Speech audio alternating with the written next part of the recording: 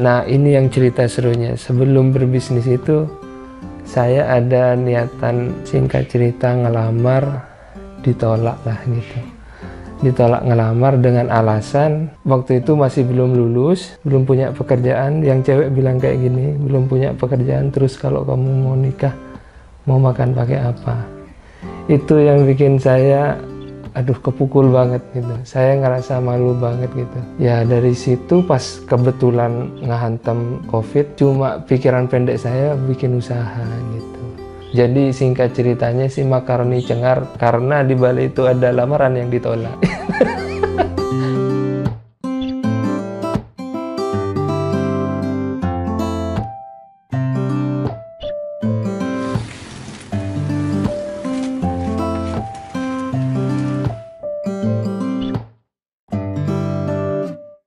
Assalamualaikum warahmatullahi wabarakatuh. Nama saya Adam Rahmatul Akbar, biasa dipanggil Adam.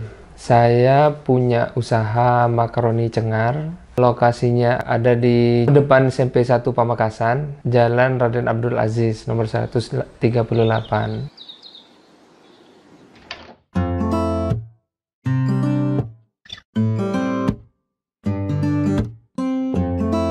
Saya keluarga konservatif ya. Bapak saya PNS, ibu saya PNS juga. Tapi background keluarga kami itu dari kesehatan. Ibu saya itu bidan di rumah sakit, sama ayah saya itu di bagian tata usaha di Puskesmas Tanjung. Itu jadi turun ke anak-anaknya, sekolahnya di bidang kesehatan. Saya di S1 kefarmasian. Jadi dalam keluarga itu ya pembahasannya ya tentang kesehatan gitu. Yang akhirnya bikin saya juga tertarik gitu sama bidang kesehatan. Singkat cerita, masuk ke farmasian, di situ ada struggle, ngerasa gak cocok di jurusan saya sendiri gitu. Akhirnya nggak sengaja ada lomba film pendek, dipaksa pas waktu maba. Jadi akhirnya saya kebetulan punya laptop gitu, yang laptopnya mumpuni buat ngedit gitu. Akhirnya ya dari situlah saya ada kesenangan gitu di audiovisual gitu. Akhirnya saya punya hiburan baru nih gitu, sampai pas lulus, yaitu obat saya ketika saya stres sama jurusan saya sendiri gitu. Pas udah lulus, saya juga struggle sama cari pekerjaan gitu. Tapi di saat situ saya udah agak menyerah lah ya gitu. Cuma ya karena orang tua itu kayak sayang kalau gak diteruskan. Akhirnya saya meneruskan. Cuma pas waktu 2020 itu, saya istilahnya bukan magang, belajar di rumah sakit. Udah itu belajar, kehantam lah sama COVID gitu, di situ. Pas kehantam COVID, ada kebijakan yang bukan karyawan di sana dihentikan dulu gitu, entah belajar entah magang dihentikan dulu. Disitulah saya bingung ngapain ya gitu. Akhirnya saya berbisnis lah gitu. Nah, ini yang cerita serunya. Sebelum berbisnis itu, saya ada niatan, singkat cerita, ngelamar, ditolak lah gitu. Ditolak ngelamar dengan alasan waktu itu masih belum lulus, belum punya pekerjaan. Yang cewek bilang kayak gini, belum punya pekerjaan, terus kalau kamu mau nikah, mau makan pakai apa?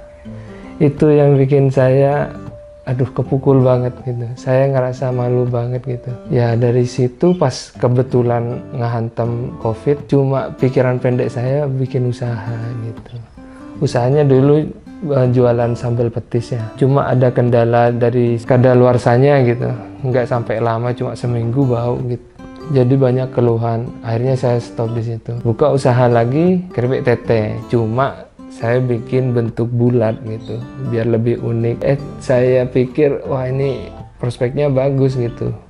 Ternyata pas waktu berjalannya waktu, saya jual ke market Pamekasan, di mana itu emang tempatnya gitu produksi keripik tete gitu. Jadi orang ngapain beli produk ini harga 10.000 sedangkan di pasar lebih murah gitu.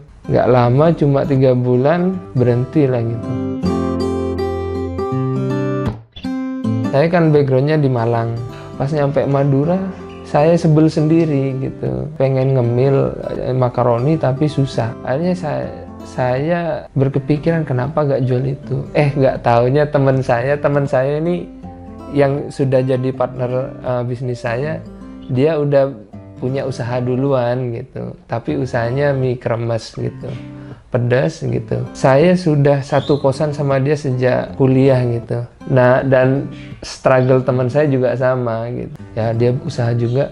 Saya nawarin, kenapa kok gak kita bikin usaha juga? Kamu, usahamu juga mirip-mirip nih, bakal aku buat juga gitu. Dia setuju, cuma wacana-wacana pas waktu ngopi-ngopi doang gitu. Sampai momen pas di titik saya ditolak lamaran, akhirnya saya bertekad, ayo besok langsung kita ke pasar beli peralatan. Akhirnya dia mau. Ya mulai dari situlah saya punya usaha makaroni cengar itu sih. Jadi singkat ceritanya sih makaroni cengar karena di Bali itu ada lamaran yang ditolak.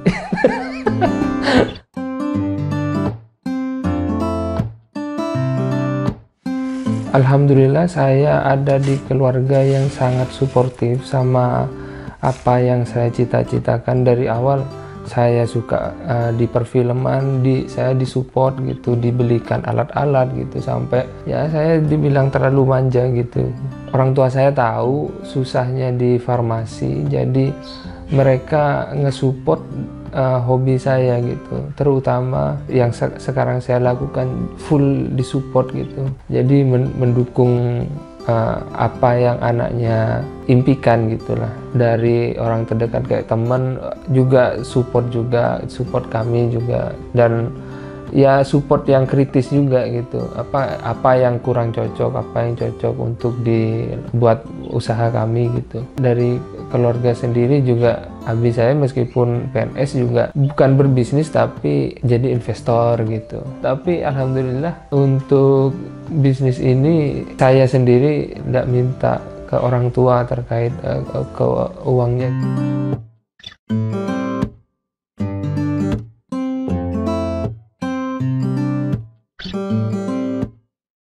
Awal-awal saya sama partner saya buka bisnis makaroni cengar itu, kami terlalu utopian gitu, membayangkan wah ini bisnis ini bakal berjalan A, B, C, D, E gitu. Tapi kami juga belajar ternyata wah itu nggak sesuai ekspektasi semua yang kami inginkan gitu. Bahkan sampai sekarang gitu, apa yang kami proyeksikan, tiap kami bikin keputusan itu ada banyak kendala, terutama awal-awal buka bisnis itu gitu. Ternyata kami kaget gitu, animo masyarakat itu tinggi banget gitu. Soalnya saya punya background graphic designer juga, jadi saya tahu gimana caranya marketing gitu. Jadi saya beriklan gitu. Ternyata animonya tinggi, support dari orang terdekat buat mempromosikan bisnis kami juga tinggi. Akhirnya kami yang kewalahan, yang nggak pakai karyawan, cuma berdua doang gitu. Itu sampai kami nggak mandi sampai malam itu karena nggak berhenti pembeli itu datang gitu. Nah di situ terlalu bersemangat, wah ini menjanjikan ini. Akhirnya kami produksi banyak sampai begadang lah gitu, ibaratnya masa ini masa itu gitu kan. Ternyata nggak sesuai ekspektasi. Ternyata market itu di awal-awal itu cuma ngetes doang, ini enak nggak gitu, atau ini layak gak dibeli gitu. Ya ternyata dari anggaplah 100% yang beli, besoknya cuma sisa 10%. Wah itu kita terlalu banyak stok. Akhirnya ini kelebihan stok gitu. Akhirnya 2-3 bulan ke depan banyak barang-barang yang kami beli untuk wah ini kayaknya bayangan kami bisa laku banyak. Akhirnya mandek gitu di gudang. Banyak yang nggak bisa dipakai karena berjamur. Di bulan kedua sudah rugi gitu. Wah ternyata bisnis itu nggak seperti apa yang diproyeksikan gitu. Itu sih kendala yang paling signifikan. Kendala yang kedua itu kayak penjualan gitu. Ternyata sama juga yang diproyeksikan saya nggak sesuai gitu.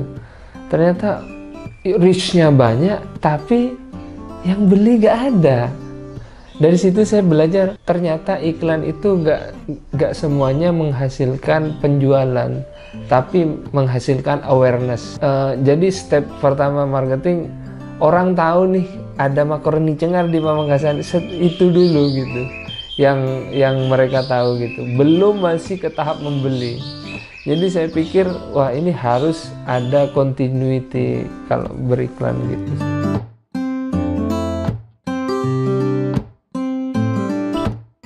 Jadi dari masalah penjualan itu ya kami berpikir wah ini harus dikerahkan semua gitu.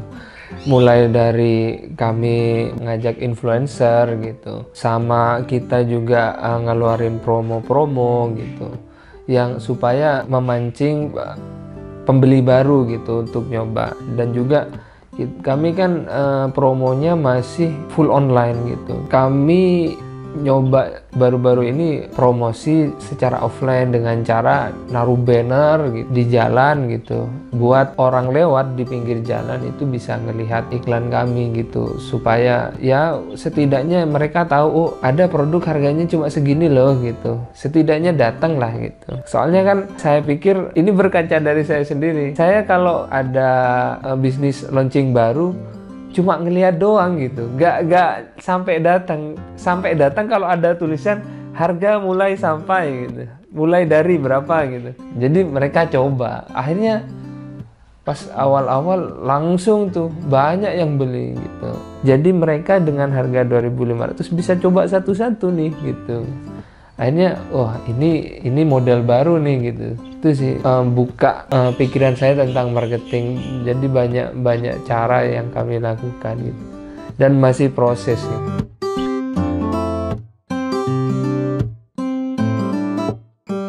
Saya ngelihatnya lebih besar lagi, bukan cuma buat bisnis saya pribadi, tapi saya juga pengen nyuntikin ke anak muda yang lain supaya ayo lo jangan buka bisnis hanya itu doang gitu, buka yang lain gitu.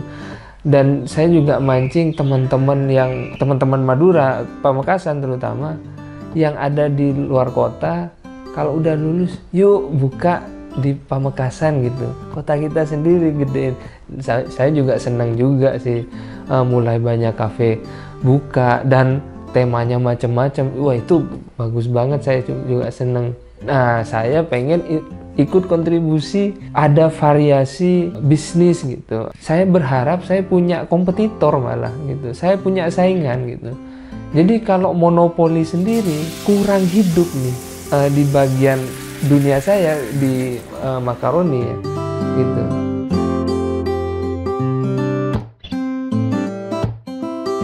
Sebenarnya kendalanya sih masih internal, tapi nggak banyak. Dan kendala terbesar itu karena nggak adanya kompetitor gitu. Kenapa bisnis kopi itu di Pamekasan udah mulai hidup? Soalnya saingannya udah makin banyak gitu. Jadi market share-nya udah kebagi-bagi nih. Yang awalnya satu orang jadi kebagi-bagi gitu. Dan ya emang ada kekurangan buat yang awal-awal merintis buka bisnis kopi. Tapi semakin banyaknya bisnis itu kan bisnis yang sama bikin vibe di masyarakat, wah ini tren baru nih gitu, ngopi itu keren gitu, akhirnya kan bikin vibe baru gitu. Nah saya pengen nyiptain kayak gitu, jadi itu sih kendala terbesarnya.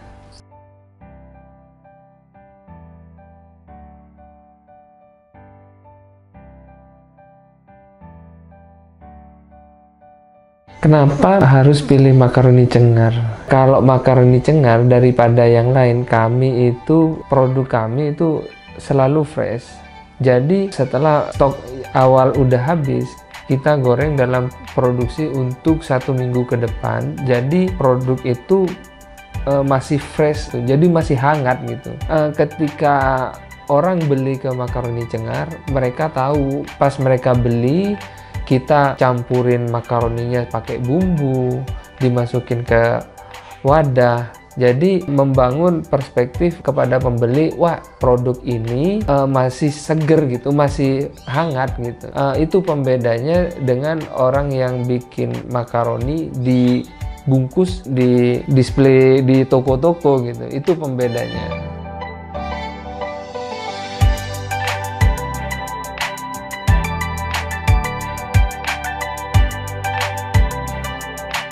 Kami terus berinovasi, bikin produk-produk yang variatif gitu, nggak cuma makanan kering, juga makanan yang lain, camilan yang lain gitu. Jadi untuk sementara ini kami masih memiliki mie kremes, mie lidi, makaroni pipa, spiral, makaroni kerang, basreng, dan lain-lain. Itu. Nah, jadi kami pengen ngasih varian lain gitu, entah varian rasanya gitu, sama varian camilannya, supaya konsumen punya pilihan yang lain, nggak cuma ngemil makaroni aja gitu. Makaroni pipa terutama, itu yang masih best seller sih.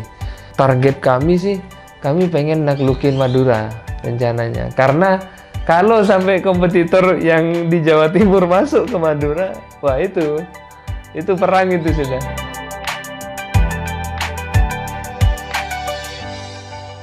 Alhamdulillah kami sudah punya 2 outlet.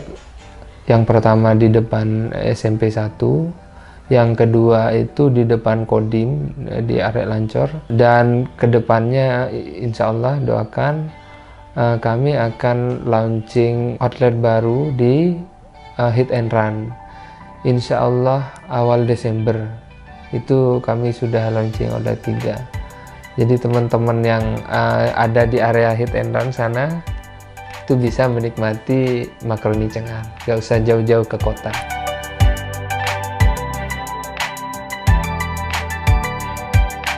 Saya sempat berteori gimana caranya Pamekasan bisa hidup. Ya bagusin kampusnya, bagusin uniranya, bagusin stylenya, supaya bisa datengin orang luar. Kenapa Malang itu bisa gede? Karena udah urbanisasi, orang luar ke Malang, jadi mereka ngerasa punya penghidupan di Malang. Akhirnya Malang urban gitu, ada pebisnis-pebisnis dari Jakarta, dari mana, bikin bisnis di Malang, akhirnya hidup kotanya. Jadi saya berpikir gimana cara ngehidupin kota Pamekasan? Ya bagusin kampusnya gitu menurut saya, supaya bisa ngelirik orang luar untuk belajar di Pamekasan gitu. Jadi orang mengenal Pamekasan kota terdidik gitu. Itu sih menurut saya supaya hidup. Dan juga saya nggak proteksionis buat teman-teman yang pengen karir di luar kota gitu. Nggak apa-apa gali ilmu 3 tahun 5 tahun, nggak apa-apa. Cuma pesan saya tumbuhin sedikit gitu kepedulian sama kota kita gitu, buat ngehidupin kota kita supaya orang-orang Pamekasan juga terbuka gitu sama kesempatan-kesempatan yang lain gitu. Saya juga agak kasihan ketika ngelihat teman-teman kita struggle di kotanya sendiri, nggak tahu mau kerja apa gitu. Ya akhirnya mereka bikin usaha yang kreatifnya masih kurang. Di Pamekasan itu kayak beda osom getel ketika orang muka riah getel mau tak nero de etero dan niru gak apa-apa, masalahnya ngeplek gitu, nggak ada creativity di situ. Nah creativity itu muncul karena kita keluar gitu, keluar Pamekasan, ngelihat wawasan yang lebih luas, wawasan yang kita dapat di luar yuk bawa ke Pamekasan gitu.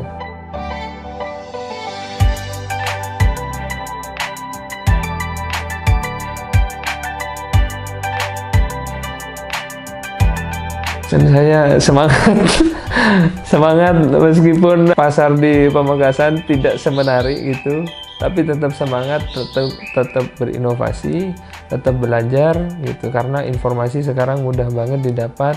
Tinggal kitanya aja berpikir kreatif lah gitu. Jadi apa yang nggak ada di Pamekasan coba diadain gitu. Itu yang bikin hal baru di Pamekasan.